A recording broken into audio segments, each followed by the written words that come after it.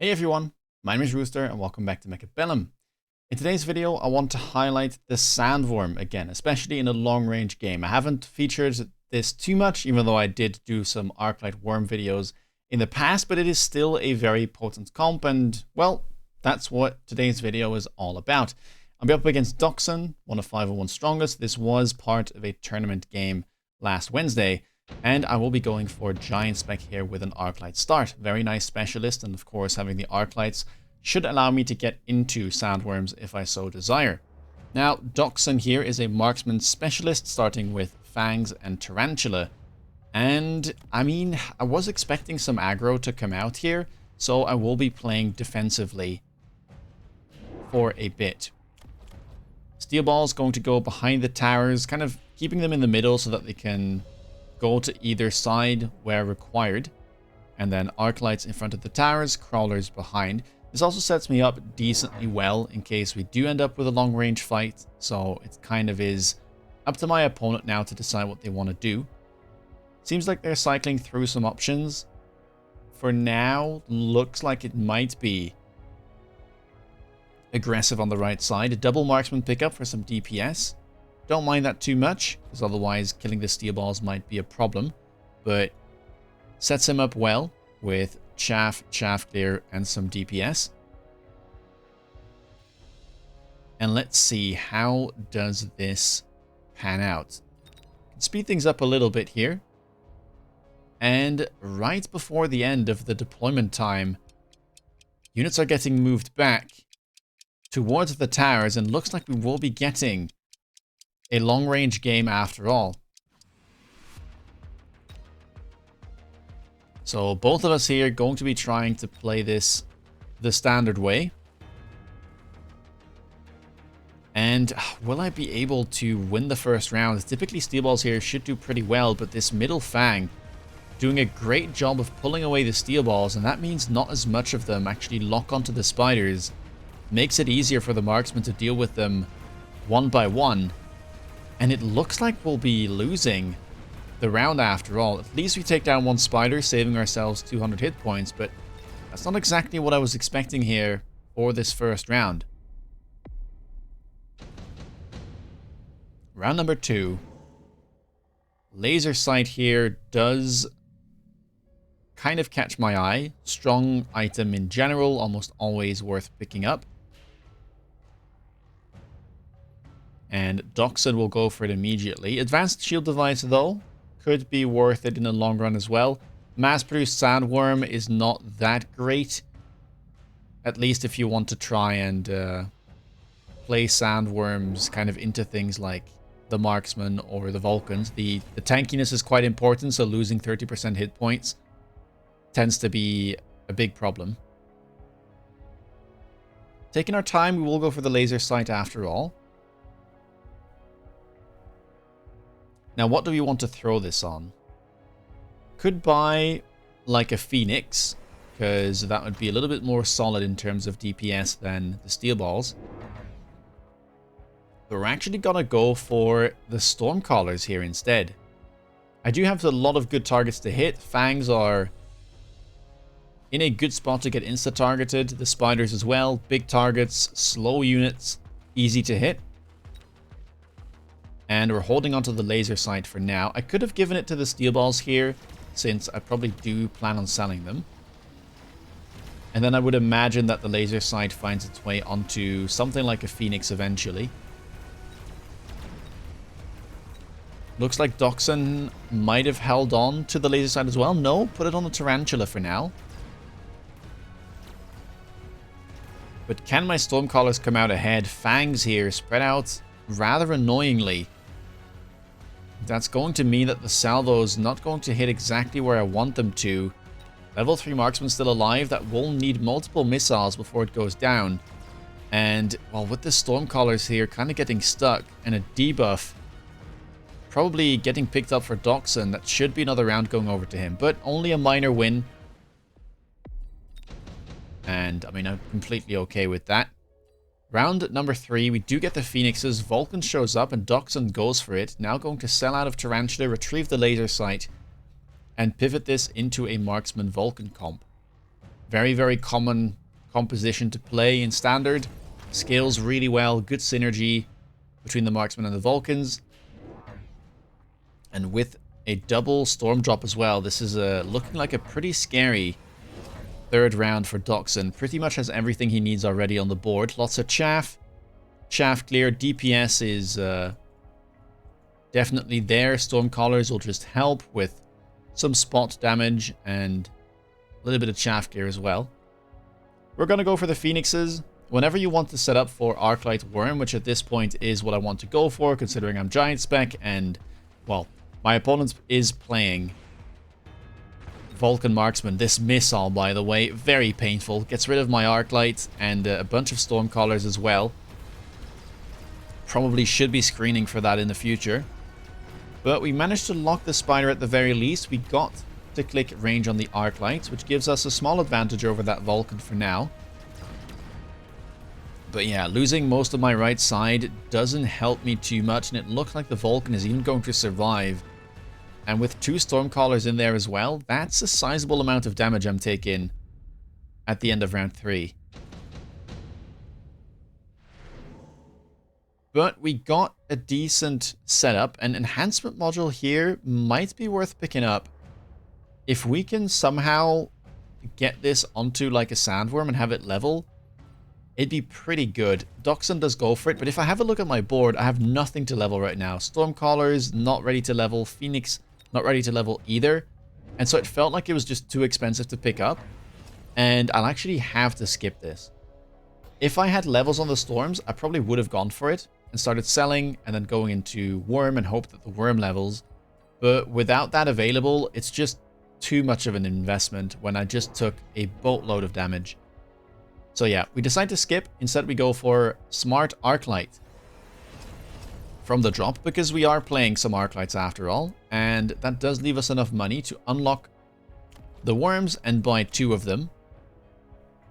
Also making sure to go for defense enhancement. Now, the important thing when playing worms is you kind of want to bunch them up.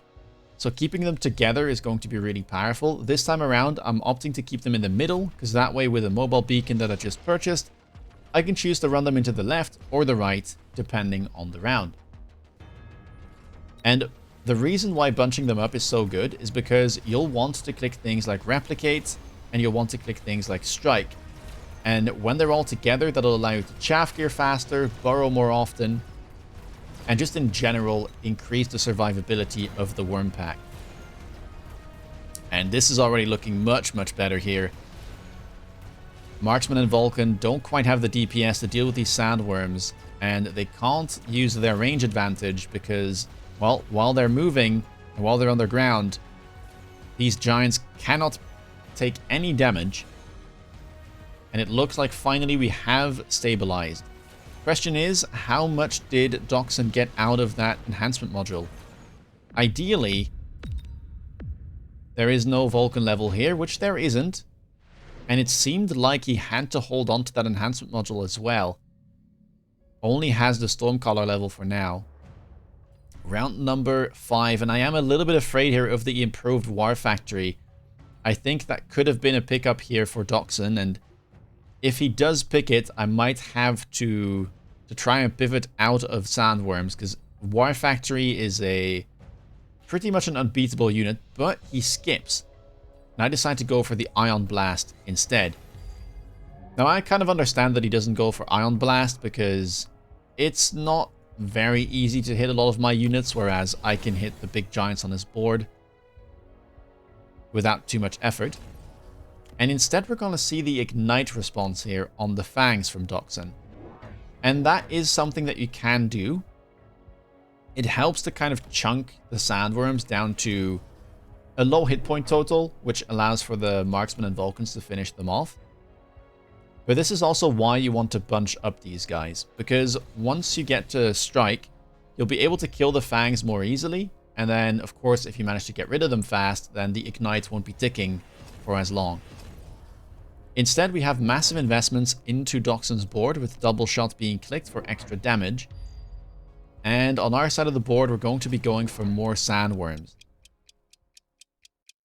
Also, we're selling out of the Stormcallers here at this point that weren't doing too much, and I want to retrieve as much money as I can.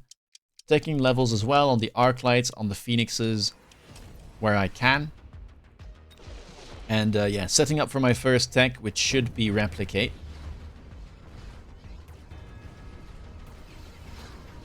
And let's see, Ion Beam, not the best. Vulcan unranged actually dodges it for the most part. At least I do take out a big marksman. It seems like I will be hitting this Vulcan on the backswing, but not a great Ion positioning by me. Doxon kind of avoiding most of it. And yeah, Ignite here is burning up my sandworms. One of them here looks like it might be going down. Oh, actually manages to survive. And, I mean, that's going to be an additional 350 damage. Plus all of the Phoenixes, that is a ton of damage on the end of round 5. Opponent now down to sub 1k. I just need one more big round, and that should do it. Nano Repair Kit and Super Heavy Armor, lovely items for Giants. Nano Repair Kit, probably the best on a Sandworm. And what is so good about this is the fact that you can kind of out-heal part of the Ignite, right? Because the Ignite ticks for 6% a second, but then this heals back up 4.5%, so makes the worms a lot more resilient, or at least the one that does have this item. So here we go. Another worm added to the pack. Replicate has been clicked. And in the meantime, we're kind of trying to buy a little bit more chaff here and there to prevent missiles and to stall the enemy.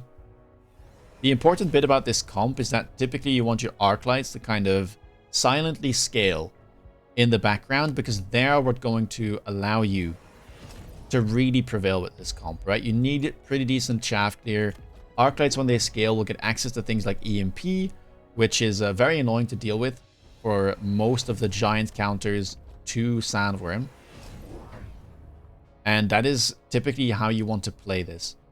Temp speed has been clicked. More Vulcans here for Doxon. Goes for the best partner tech as well. So we'll be adding a lot of units to his board. And has started to loan with the temp range. Also range on the Fangs to keep them safer. And let's see. Will we be able to get in here without dying to that Ignite? Worms making their way in here. Going to unburrow for the crawlers running past. Will they be able to reburrow though? Kind of important. Some of them will. But we've already lost the one. Second worm here. Going to die as well. Ignite definitely doing a lot of work. And third worm goes down too. So it's all left to the level 1 sandworm with the nano. And well, at level 1 it doesn't regen quite enough. And so we'll actually be going down. And it looks like Doxon here is going to stabilize and deal a fair bit of damage back at the end of round 6. Saving grace for me though is I still have some things I can click, right? That worm with the nano repair kit managed to pick up a level, so we'll be able to heal more and be harder to take out. And then we also could still click the strike tech, which will mean that the first attack from the sandworm every time that it has unburrowed will deal 30% more damage and also have 10 meters more splash. And that should really allow me to kind of get in, attack, kill everything around the sandworms, reburrow, and then, you know, we rinse and repeat, we create more larves. Life is good. Enhancement module, still really not getting that much value for Doxon, so item there not paying off. And with the unit drop here, I am going to go for steel balls, just like my opponents. Doxon does sell one of them, though. And while looking at the enemy board, I'm thinking armor here could be quite decent. I will go for it. Armor actually does block some of the ignite damage, and when you're playing mid-sized units, which have relatively fewer hit points than something like the Giant, you can stall the ignite damage for quite some time. Also, of course, this is mainly because of the Vulcans. I'm hoping that these guys will lock onto them, and then the balls can get in. We pick up the strike, we pick up a 5th worm, which will still fit inside of the beacon, and we're going to go for the right side again.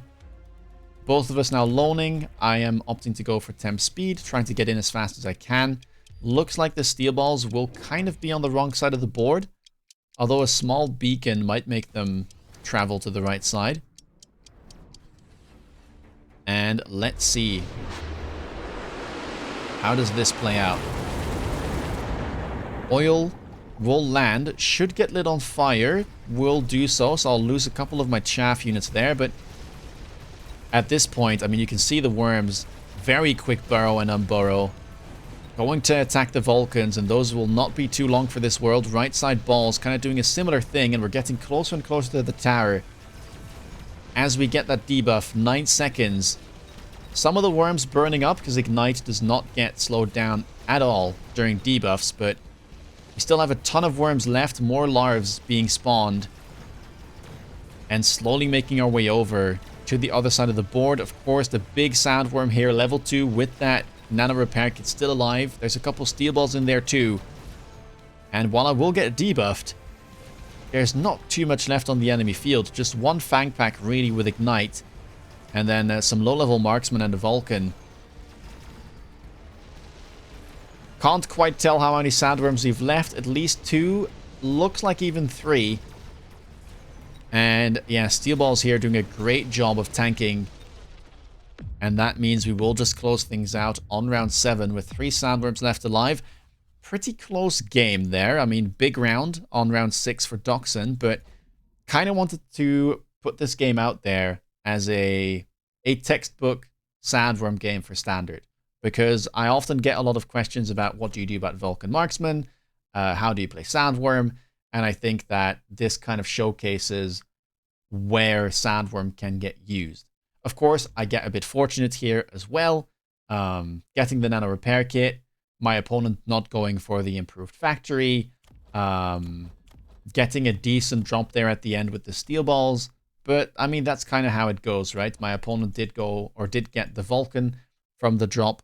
So yeah, you sometimes just have to play to your outs. And well, the game was helpful here, but I think this does kind of showcase the basics of how you want to play this, right? So bunch up your sandworms, try to beacon them into either tower, prioritize replicate, prioritize strike if you need to, if there's a lot of chaff, and try not to neglect your arc lights, right?